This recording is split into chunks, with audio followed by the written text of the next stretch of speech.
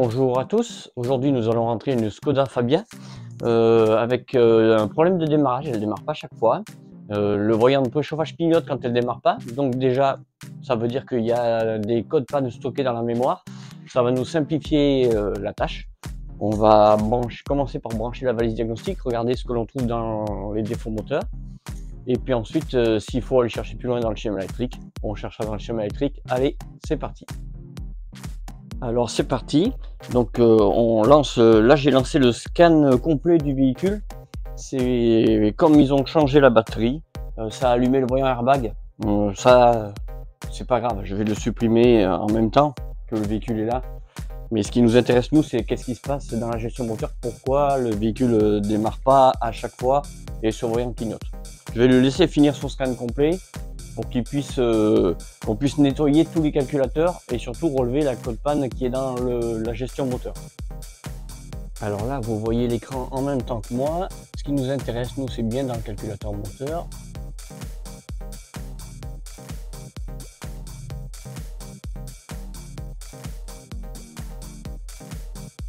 Faut pas que je m'en inquiète tout de suite. Ce qui nous intéresse, c'est ce calculateur-là, gestion moteur. On va rentrer dedans, hop.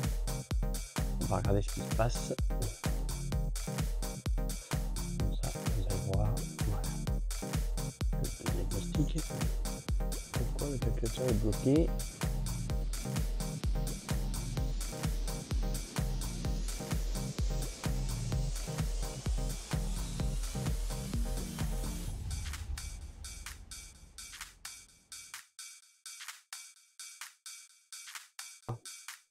Ok.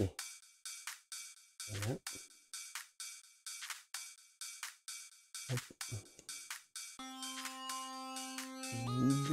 Fusible en sporadique, je vais quand même le contrôler s'il y a un mauvais contact, mais ce serait permanent. Donc fusible.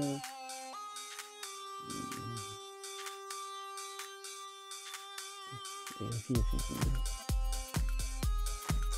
Voilà, ça sent le mauvais contact du tableau de bord, ça. Échappe. On va regarder ça.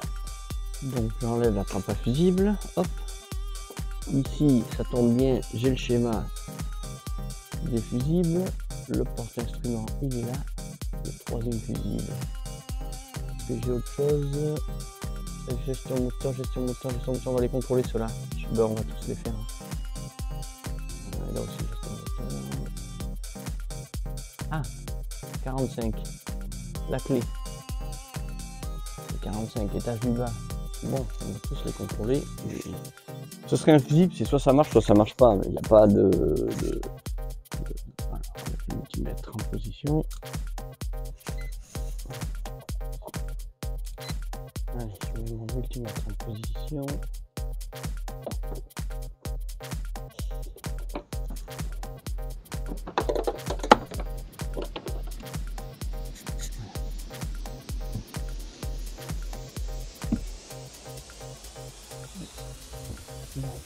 Si vous ne voyez pas le multimètre, vous allez l'entendre sonner. Chaque fois que le fusible sera bon.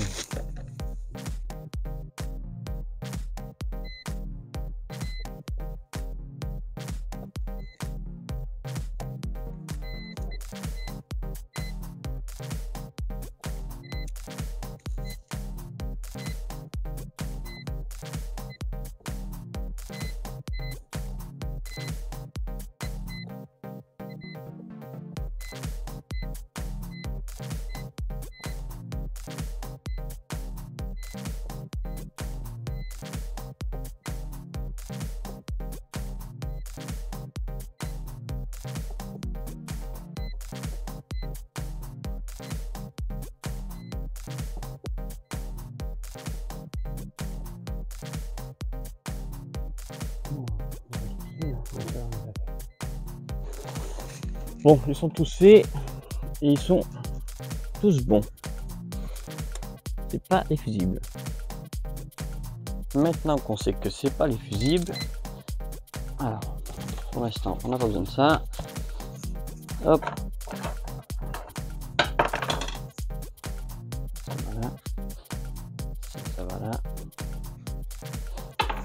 Ça. Voilà. Je vais sortir la clé. La fil de la clé. Regardez si le système anti-démarrage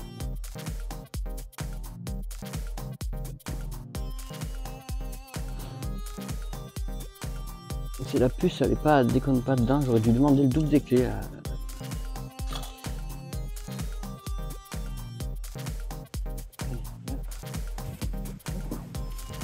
Je vais démonter le tableau de bord pour regarder les connexions derrière.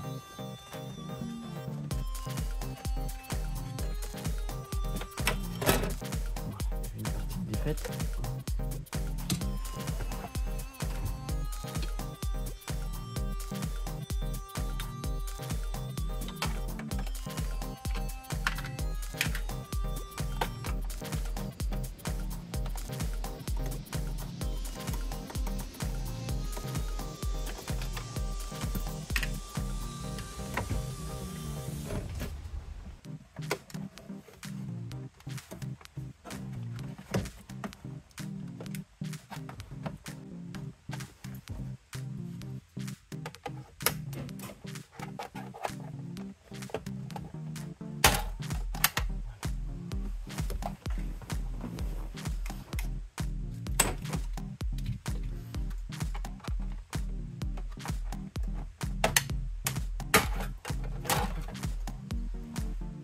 Voilà, alors pour enlever, se cache.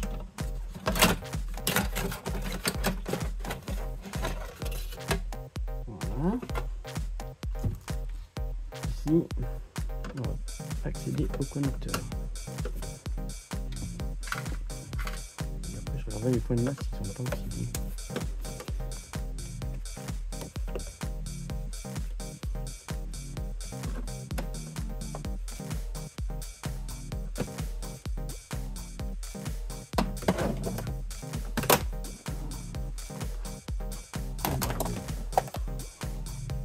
On va sortir le tableau de bord.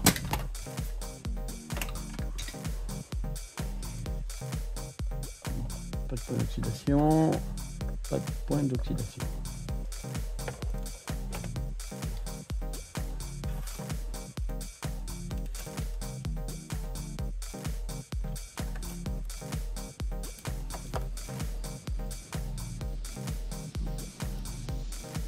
On va abîmer.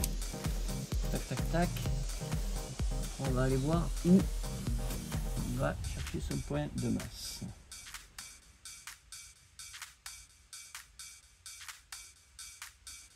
Parce qu'il y a un point de masse pour eux là, ça c'est sûr. Faut que je regarde dans le schéma sinon. Donc ça, on a fait le câblage. Après, là j'enlève le cache qui est dessous. Voilà. Pour pouvoir accéder au câblage et au boîtier, je vais vous le montrer. Là ici vous voyez tout le câblage qui arrive ici, les relais ici. Hop.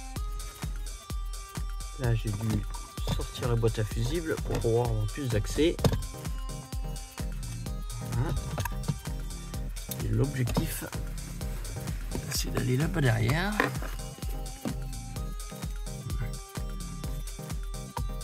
Il y a tous les relais là ici.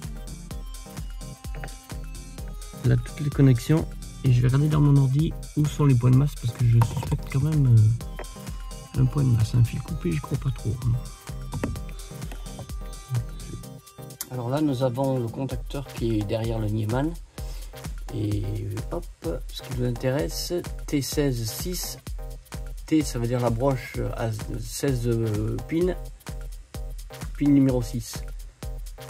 Ça c'est le can high. Et ensuite il nous faut la low là. T16, c'est la 16 broches. Pin numéro 14. Qui doit être relié à ça. Qui doit être relié au contacteur de démarrage. Il faut savoir où est le réseau de borne. Alors là on va aller sur les points de masse dans l'habitacle.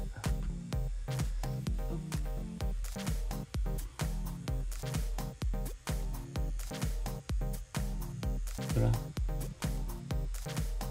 P687 il est là.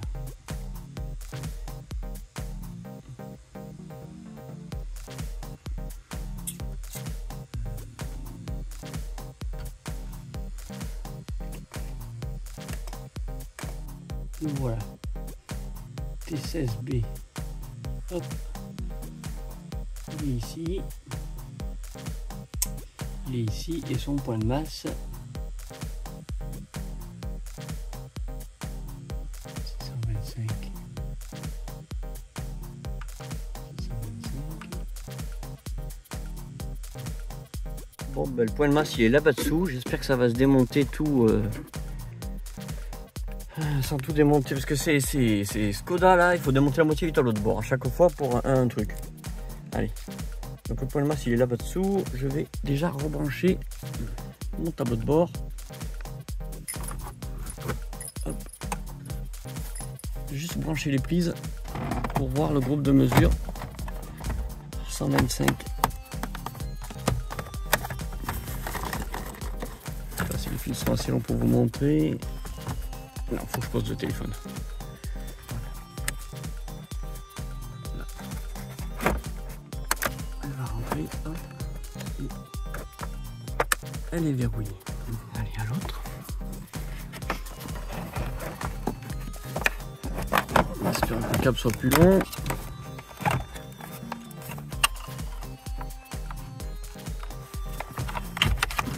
Voilà, et hop. Voilà. On a rebranché le tableau. Allez, il est juste rebranché. Ça va nous suffire. La clé.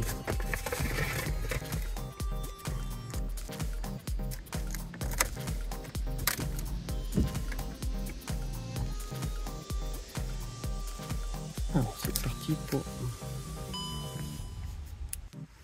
un groupe de mesure.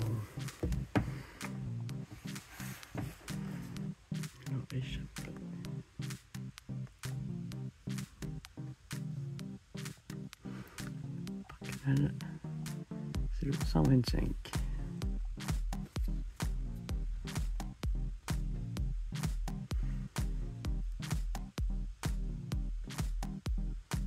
Instrument oui, ABS oui. Le 1 ça veut dire que ça communique. Je sais pas si vous voyez l'écran. Voilà. Le 1 ça veut dire que ça communique. Calculateur boîte de vitesse, bon elle n'est pas équipée de boîte à vitesse automatique, c'est normal. Non. Voilà. L'ABS ça communique bien. Le porte-instrument, c'est le tableau de bord, ça communique bien. Le sac de gonflage, c'est les airbags quoi, ça communique bien. Ah, qu'est-ce qui peut se passer pour que ça déconne? Je vais essayer plusieurs fois de remettre le contact.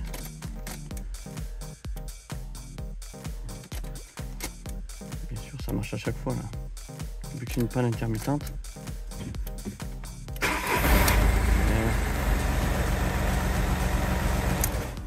Ça sent le mauvais contact quelque part ça. Hein, faut que je trouve. Je vais regarder ces points de masse là ici, s'il n'y en a pas un qui fait chier là. Mais oui, ça sent le mauvais contact quelque part là. Parce que sinon, elle démarre chaque fois maintenant. Là.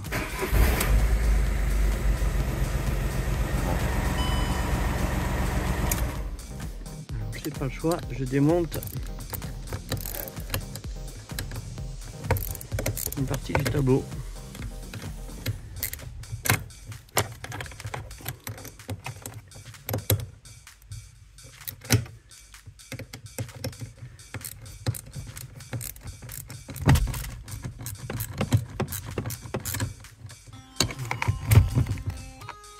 Vider son truc, merde, c'est pas grave. Voilà, il y a des vis là-dessous, des vis là-bas dedans, voilà, des vis là-bas dedans, des vis sur les côtés, enfin il y a des vis partout, là-dessous aussi, faut tout démonter ça. Voilà. Hop. Donc je sors le module complet. Masse. Voilà, j'ai fini par trouver le point de masse.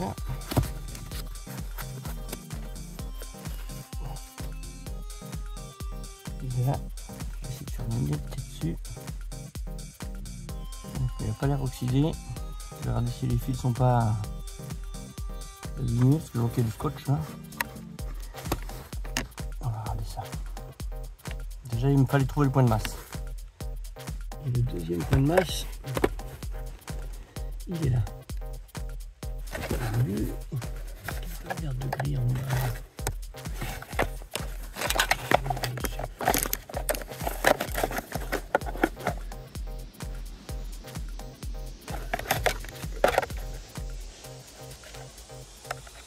Un petit doute sur lui. Je vais le desserrer et le nettoyer lui.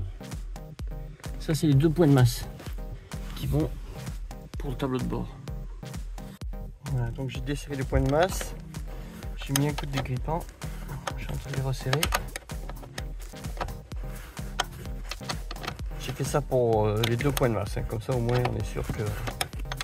Il y en a un que j'avais un doute quand même. Celui-là, je pense qu'il était bon, mais l'autre, je suis moins sûr.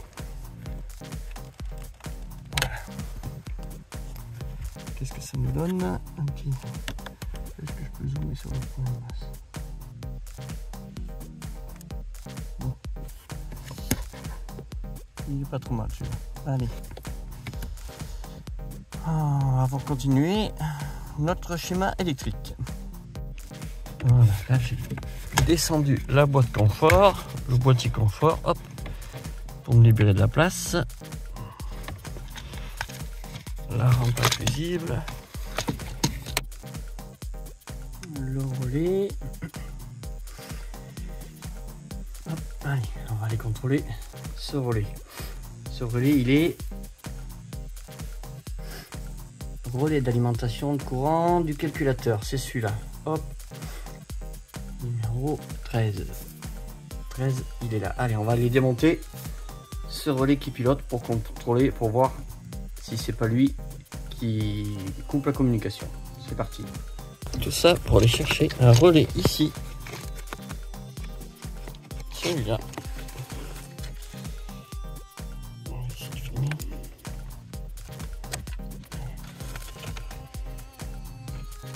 Voilà. Ça c'est le relais principal qui sert à envoyer le courant partout. Voilà, j'ai nettoyé, je vais pouvoir le remonter.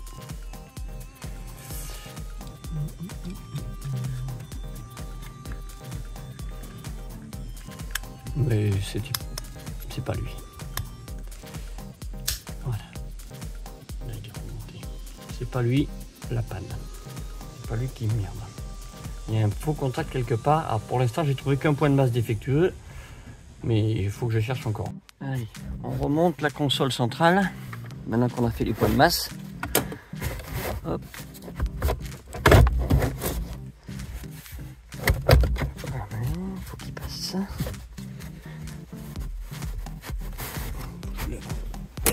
Voilà. Là, il passe, nickel.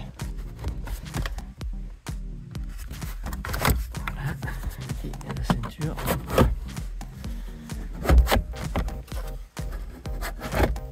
Par contre, alors,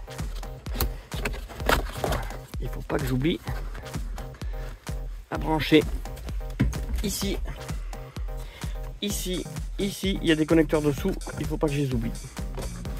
Sinon après, ça marche plus. Allez, le petit fil. Voilà, il est là. Ça, faut pas l'oublier.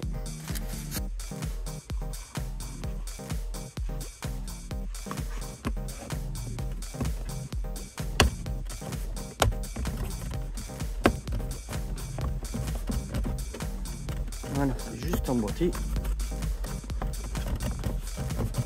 On a fait tout le tour, trac. Le frein à main. On va lui glisser ça.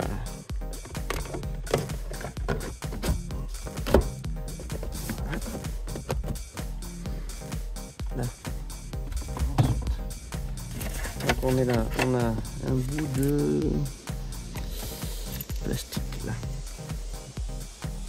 On va mettre en place.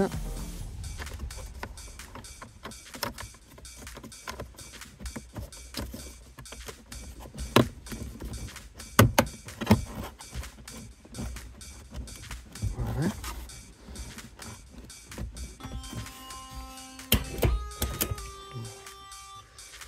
Tac, tac, tac. Et maintenant je vais remettre la coudoir là-bas derrière, là, en place. Allez. Alors la coudoir il tient par cette vis là.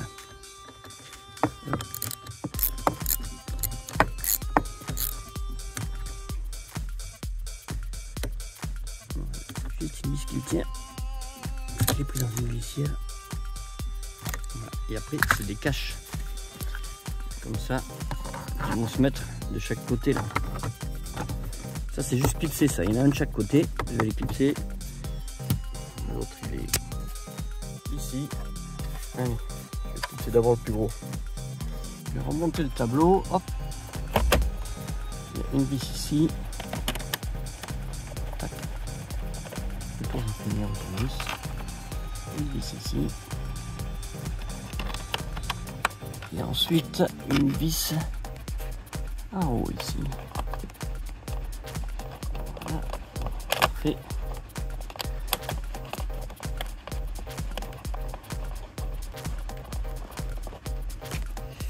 Une tournevis torque ça. Voilà.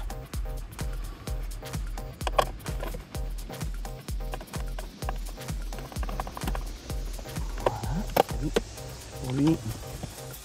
Voilà. C'est bon, c'est bon. Hop, et celle-là.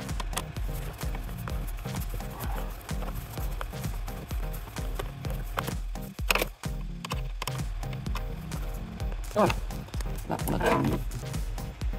Maintenant, on va remettre les caches. On va remettre ça à sa place. Ici, il y en a qui vont bien les remettre ceux-là. Voilà.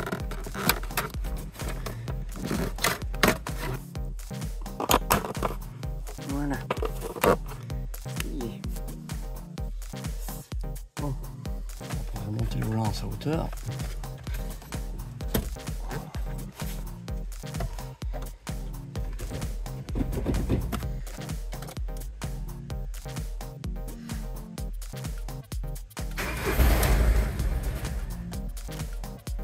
Oh, bingo, ça me l'a fait.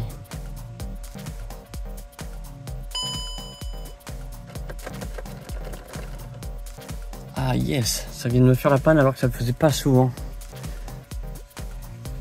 Ok. Alors, voilà finalement la panne de cette voiture. C'est le combiné d'instruments. C'est lui qui détient le calculateur de communication. Absence, absence de communication, absence de communication, absence de communication. Tout le long, tout le long, tout le long, tout le long, c'est lui. Combiné d'instruments, tout le temps, c'est le combiné d'instruments.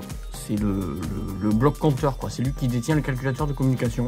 Et c'est lui qui est défectueux. Là, je peux rien faire pour ce véhicule. C'est parti pour une explication. Une feuille, un stylo. Alors, en fait, nous avons la clé de contact. Hop. Voilà. La clé de contact. Qui envoie l'information au porte-instrument. Le porte-instrument, c'est lui.